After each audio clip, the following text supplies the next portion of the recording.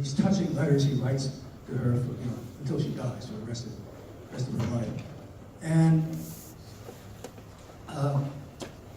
we have, fortunately, some accounts, more or less reliable, what his early life was like, because his first published work was a novelization of those years. It was called Childhood, and the next volume was called Boyhood, and the third volume was called Youth. There was going to be a fourth volume, Youth in the sense of, adolescence, and maybe more. He never wrote the fourth volume. And these are loosely autobiographical. There is a scene or two that's obviously taken from Dickens or somebody, but basically they're autobiographical. And one of my favorite passages in them occurs in Boyhood, where he is discussing what sort of boy he was and how he was obsessed with ideas. So, one point he gets obsessed with the idea, this is an idea that's going to be very important for Anna Karenina, the great idea of romantic love, which means that there is one and only one person that's destined to you for all eternity. And he thinks to himself, but what if I'm up here thinking or reading and she's passing by down there, and if I don't come down, I'll never meet her. So he rushes down to the staircase to look around just to see if there's somebody there. He also describes how he would be reading the great philosophers.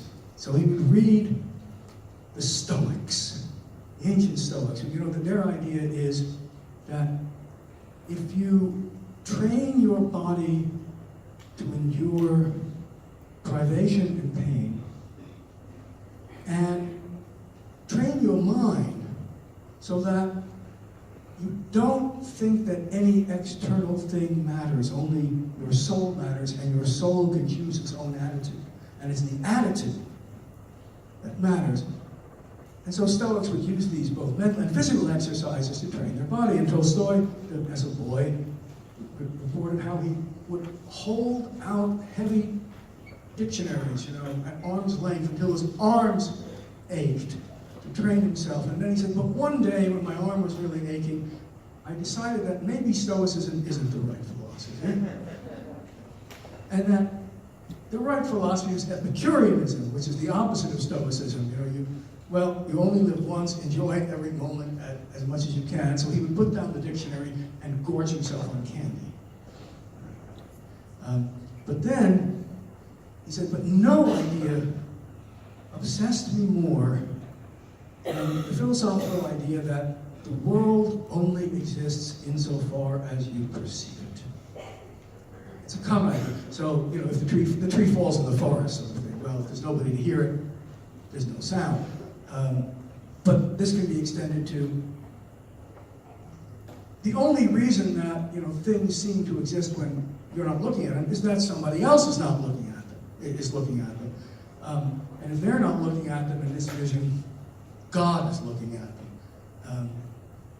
But Tolstoy was thinking, well, if things only exist while I perceive them, he would whirl around very quickly, hoping to catch the void unawares, to startle it, so he could see it, suddenly filling in all the objects, because he realized it's being looked at.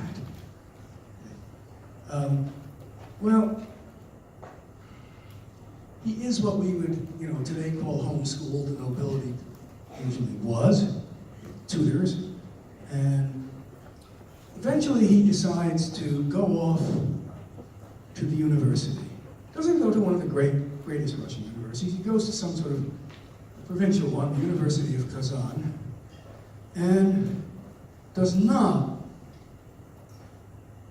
make a really great career as a student. He is studying what was then called Oriental languages, meaning Arabic and Persian. But he spends most of his time drinking, gambling, and whoring. That's what proper noblemen would do if they were a little dissolute. But one of the things he also does is he begins keeping a diary. Now this is important because I mentioned those 90 volumes of Tolstoy. About 25 or 30 of them are his diaries, which means thousands and thousands of pages, right? And he is undoubtedly the most voluminously documented person who ever lived because of those diaries, right? I mean, the English writer James Boswell would be the only, who also is an obsessive diarist, would be the only rival to that. Now, I didn't say the best documented, because of course, maybe he's not always telling the truth in his diaries, but he's certainly the most voluminous one. And we have the first diary entry he made in these little, well, this is the beginning of it, right? Well, the first line in his 30 volumes of diaries is, I think I may have contracted the clap. I got it, well, in the way people usually do. In fact, he hadn't, but these early diaries are filled with one of his obsessions at the time. This becomes important for his later thought: rules. He's reading Benjamin Franklin and all his rules for how to lead a good life, and he thinks that you can write rules to explain life. Later, if there's one idea that he rejects, it's that. Okay? Life cannot be described by rules or laws, or there can't be a social science, period. But at this point, he's trying out the opposite view, rules. And he has all these rules for how to make himself a better person, how to improve his behavior, how to do this, how to do that. And they extend to the fact that he has rules. Well, you shouldn't gamble, but if you do gamble, here is how you should place your bets. Okay? You do this when this happens, and that when that happens, the other thing, and you get these detailed rules, and then the next diary entry reads, didn't follow the rules, lost money. And so, eventually you wind up getting, I'm not making this up, rules to get yourself to remember to follow the rules. I think there's even a third order, getting you, to follow the rules, right? And you read this enough, and you begin to realize that he's just fascinated by the notion of rules. And so he just likes to make them, the way some people love to make up games that they're not going actually to play. They don't care if they play. They just want to see, what a good game would be. That's kind of what he's doing here, here with rules. Well, he flunks out. There's hope for anybody. And he re-enrolls in a different faculty. It's sort of like, flunking out of Weinberg and then going to McGill assessment, right? And this time he enters the faculty of law. What else would you enter if you're obsessed with rules, right? And we even have, a treatise that he begins to write on Catherine the Great's law code. He doesn't flunk out, but he doesn't finish either. And at this point, Russia gets involved in a war. Now, since it's been in the news, maybe some of you know where the Crimea is. Who knows where the Crimea is? If you know where the Black Sea is, it's a projectile down from the Black Sea. And this war was known as the Crimean War. And I used to draw a map when I would explain this, but my handwriting my drawings are so bad that it looked like anything but the Black Sea. But the war happened because Turkey, which is Russia's perpetual enemy, century after century, the Turkish Empire still exists. I mentioned the Turks ruled most of Southeastern Europe, most of the Middle East, and there was all these wars with Russia against the Turks trying to push Turkey back. Turkey was now weaker than it had been, So the Russians were trying to push it, particularly because the colonized people there were Slavs and Russian Orthodox, Eastern Orthodox Christians.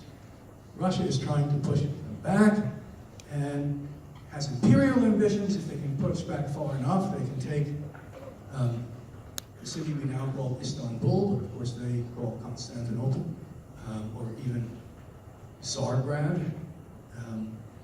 And the French and British think this is a really bad idea because Europe is governed by balance of power politics. You don't want any country to get too powerful, and if Russia expands that far, it will be too powerful. So Britain and France, which are historic enemies, get together to fight Russia. But if you know, if you look at the map, there is no common boundary between England, France, and Russia. So what are they supposed to do? Well, they use their navies. They go, send their ships all the way around, down around the coast of Spain, through the Mediterranean, right, through, the Bosporus, into the Black Sea, and attack Russia in the Crimea. And Russia, believe it or not, Russia is so backward that it is harder to get men and supplies from Moscow to the Crimea than from London to the Crimea, because there were no railroads yet. They were behind the times. Russia is always economically backward. That you think is a truism of Russian history right up to the present. And indeed, it was their difficulties in this war that got them to go on a massive railroad building campaign. Well, Tolstoy enlists as a soldier. His brother is already a soldier to fight on the Russian side in the Crimea, and winds up getting a position as a journalist for a military newspaper, and he publishes a story that all Russia basically notices. The Tsar comments on it. The story is called Sevastopol. That's the main fortress in Crimea. Sevastopol in December 1854 is all it's called. But it's quite shocking because, look, even from a formal point of view, it's shocking because it is a story written in the second person.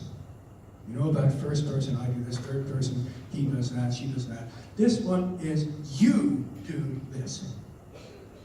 And you have to think, literary forms are typically imitations of real life forms, in the sense that novels are imitations, let's say, of biographies, or maybe epistolary novels of the exchange of letters.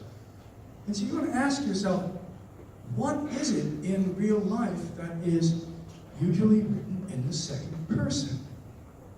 I remember, when I was a young scholar, asking myself this question and pondering over it, and I couldn't figure out the answer, and I went to make dinner, and I looked at a recipe, and it says, add so much salt, add so much pepper, second person, right?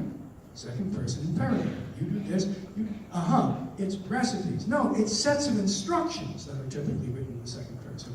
And then I looked at my bookshelf, and there was then the most famous tour guide in America, and it was called Turn Right at the Fountain, published by the New York Times.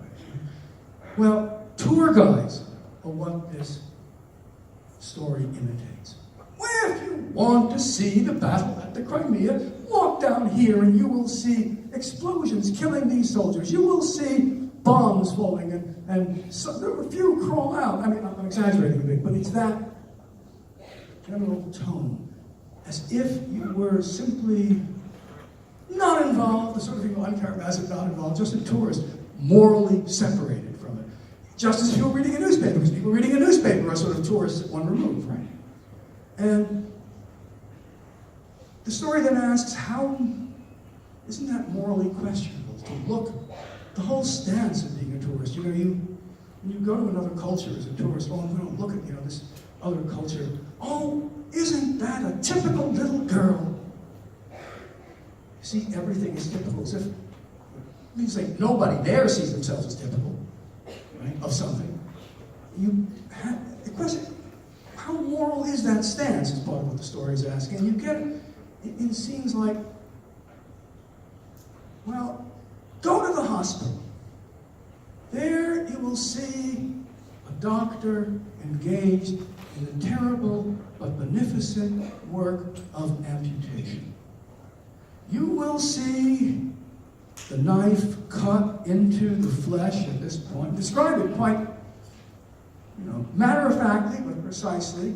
And you will also see the patient in the next bed looking on in the horror of anticipation. It's going to happen. Well, the story made such an impression. The Tsar commented on it, that everyone was eager to see what the next thing he would write would be. And the next thing was not written in the second person. It was a real account. You could read it as a story, but it's also, you can read it as a journalistic account of what really happened. Probably it's fiction. And for example, there's a famous moment when one of the heroes sees a bomb flying towards him. You always wonder, is it going to land near me, or is it going to go over my head? And this one, he sees landing next to him. He throws himself on the ground, and then you get a page of his thoughts as he wonders if he's going to be killed. And his thoughts are not about, well, have I lived my life right? Will my soul go to God? Can I approve of how I live? No. They're about an insult he hasn't repaid yet, about his irritation with his girlfriend back home, lots of things you would think are inappropriate for that moment. Money that he owes. And then, after this goes on for a page, he hears a flash, he sees a flash of light, and tries to get up to run, finds himself almost running, but his legs collapse under him, and then everything goes black, and then the author switches from the internal perspective to the external perspective. And the external perspective simply reads, he had been killed instantaneously by a bomb fragment in the middle of his chest. But internally, it didn't feel instantaneous. Right? There's an enormous difference between the subjective and the external. Right? People have cited this as the origin of stream of consciousness writing. I'm not sure if it is the origin, because Tolstoy doesn't use it for whole stories, but it may be an influence on it. Certainly an influence on it. Well, the story ends in an abrupt way. After he's dealt with all his characters, there's a break in the text, a line, and the author comes in to address you directly. And he says,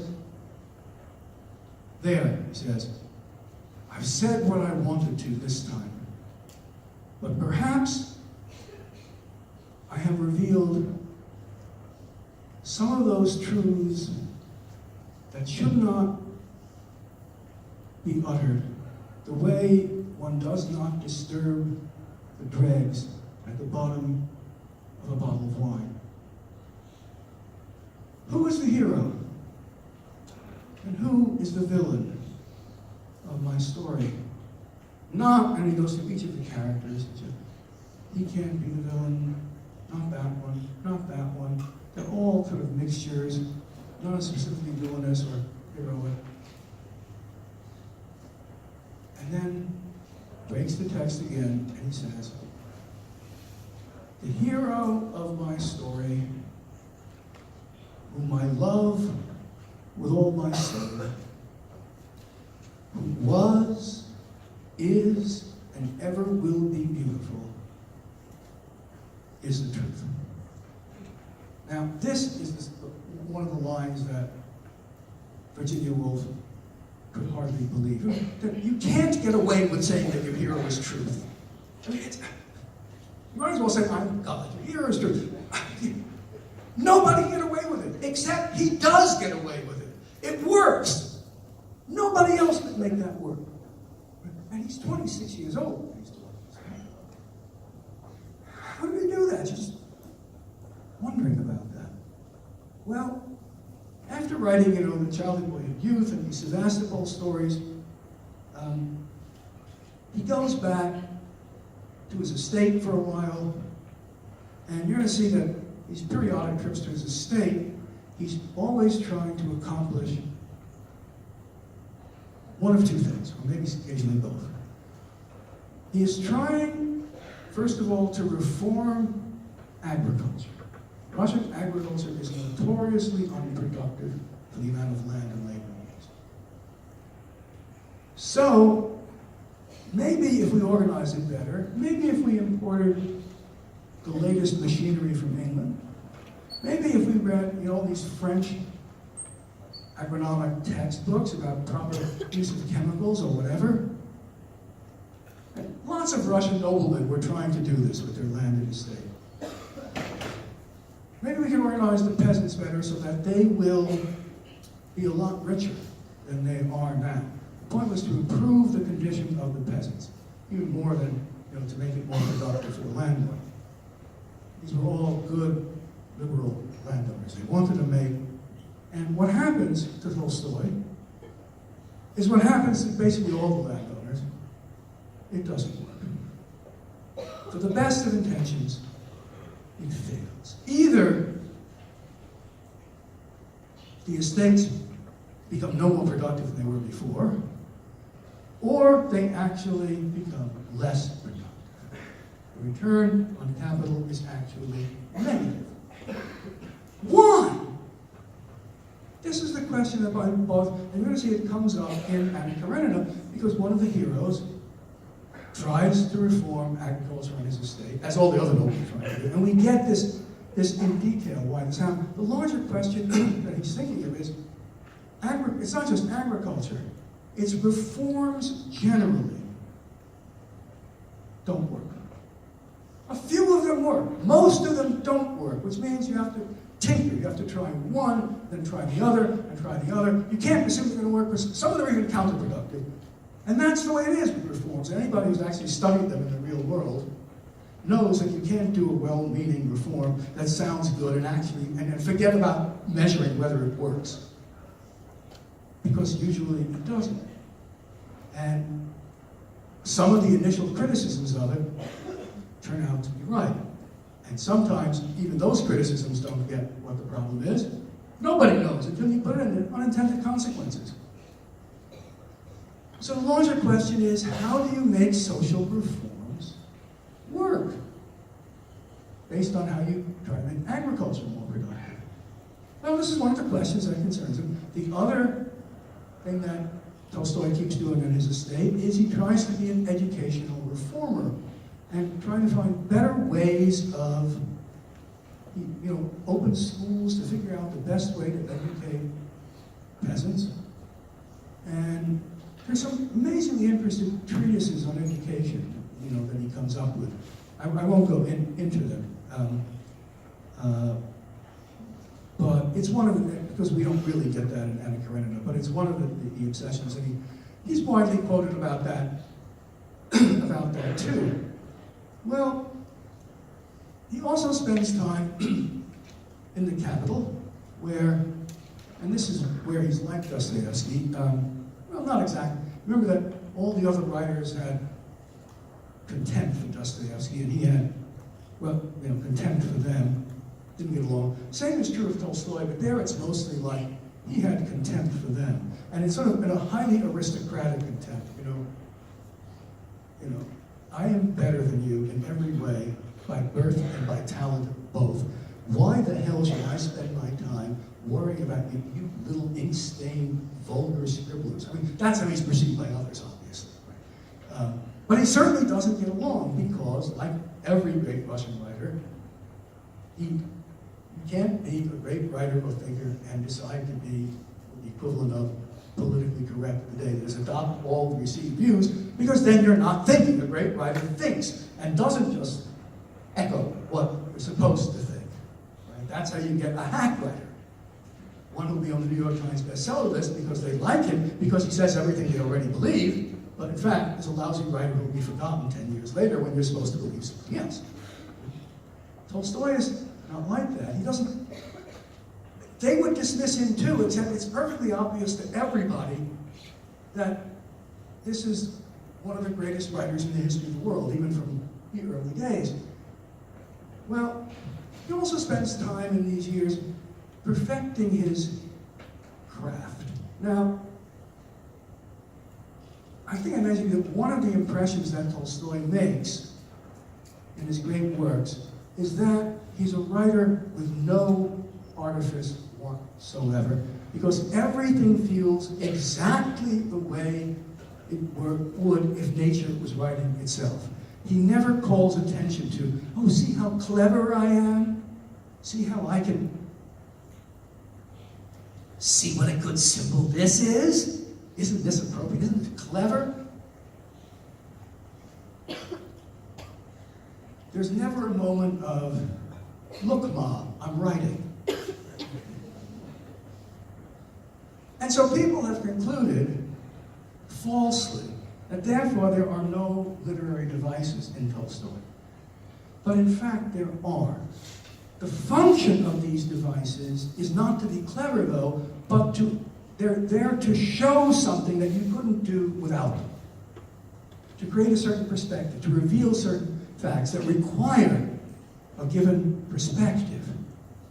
And in his great works, if you look, he is using these devices, but they're meant not to show he's clever and not to call attention to himself. They're in fact completely invisible unless you know what to look for. But he sorts out actually cultivating them. So we have a number of his early stories that use one or another rather shocking device. One of the most famous ones is called Strider, or the story of a horse, where the hero of the story is a horse. Right? There are people in the story too, but the center of the story is this older horse talking to younger horses. By the way, so much of this, before you get to this point, is just what it feels like to be a horse from inside.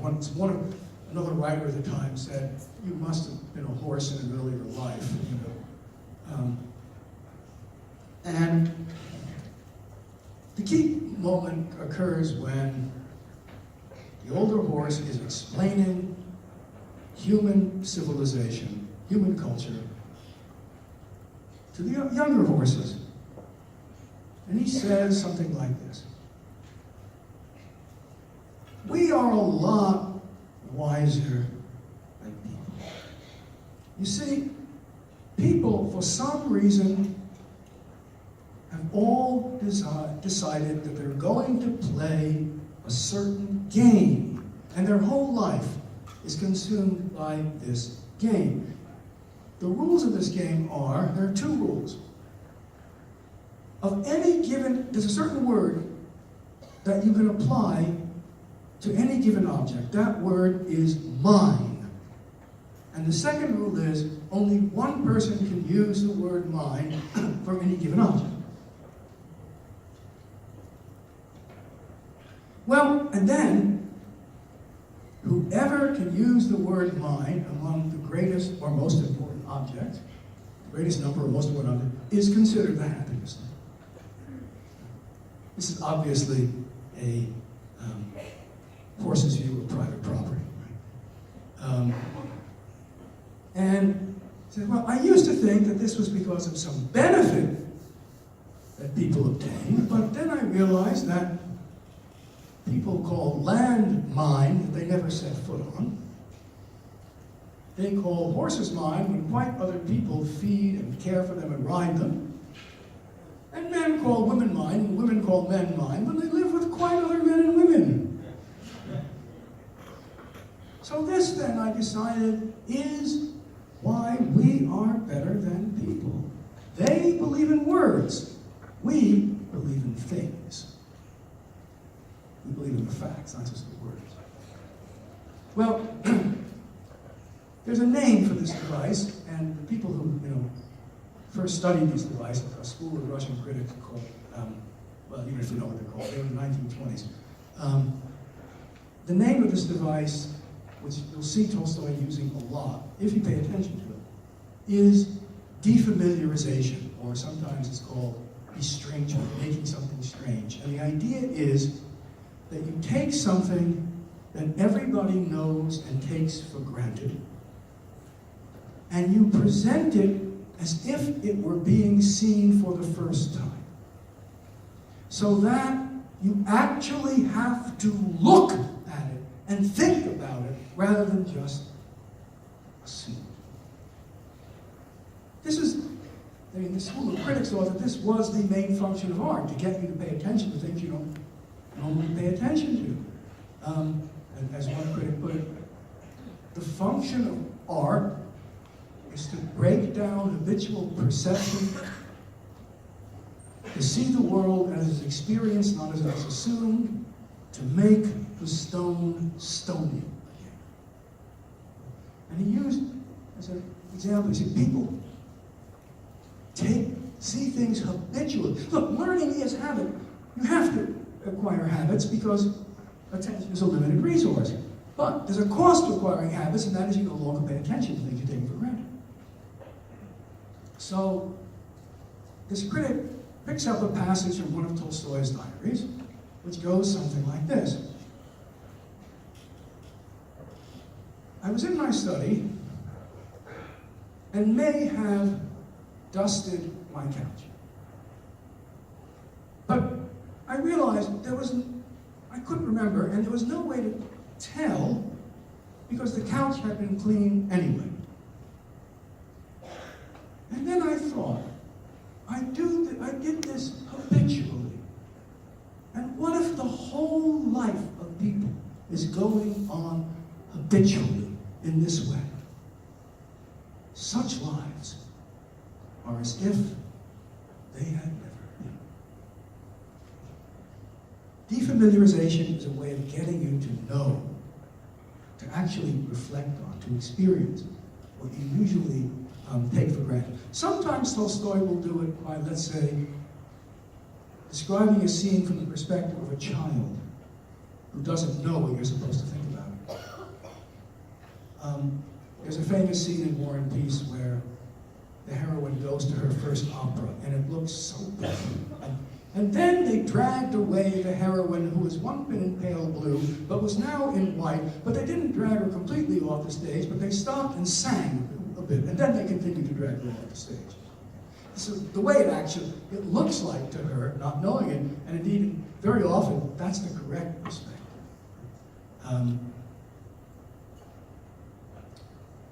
Sometimes you'll have a dog be the perspective. Another story he has at this time that people have commented a lot on is called Three Deaths.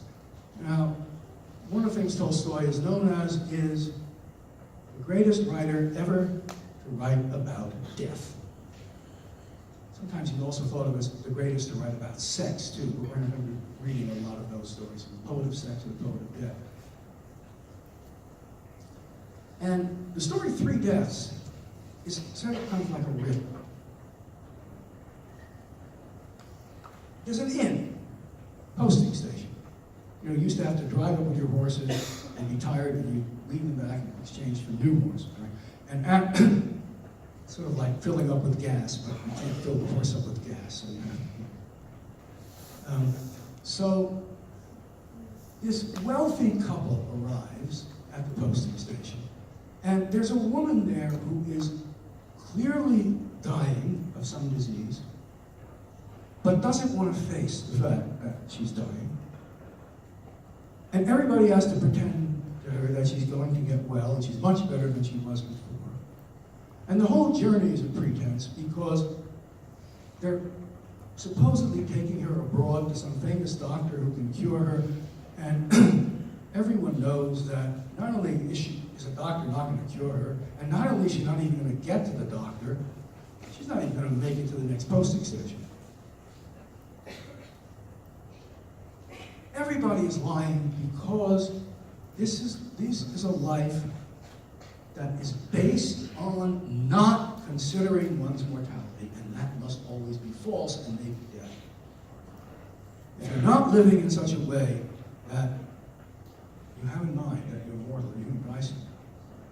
And what is the whole going to mean? If you're not thinking, if that's not a present notion, it's like oh, that death is what happens to other people. Or it's so long in the future, we can ignore that.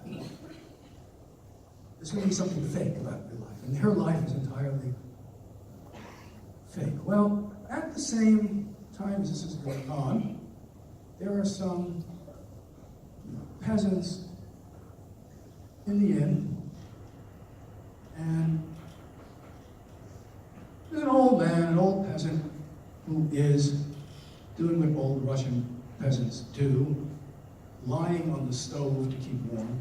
This is not, a gas stove like the old chunk stove. You put wood in it and it warms things up, right?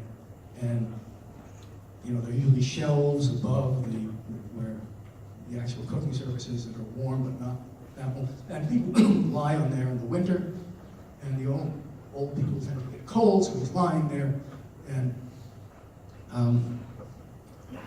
a young man comes in, young peasant, and says, "Old man," he says, matter of factly, "you're going to die soon. When you do, can I have your boots?" Now, if I said to an aristocrat, to a wealthy, this would be incredibly insensitive to mention that he's going to die soon. But peasants are closer to nature, to the real facts of life, and they take this into account. It's a much less, the fact that he can do that, and it's not offensive, it means that they are a little closer to facing their mortality, to a truthful life. Whatever else we do. Then the old man says, "Yes, you can have my boots if you will put a cross on my grave when I die." Okay, he takes the deal. And then the old man dies, and that's clearly the second of 3 deaths. Then you wonder, where's the third? Well, 3 or 4 months pass, and the young peasant is back at the inn, and somebody says to the young peasant, "You've taken a sin upon your soul. You promised to put a cross in that old man's grave, and you never did." So he goes out into the forest to chop down a tree so he can make a cross to put on the grave. And chops down a small tree. And then the perspective switches to the point of view of the tree. And you get how it trembles in all its branches. You get a description of what it must be feeling. And that is the third death, you see, because it is the least self-conscious. Therefore, the most natural. Now, of course, there's something tricky about this to make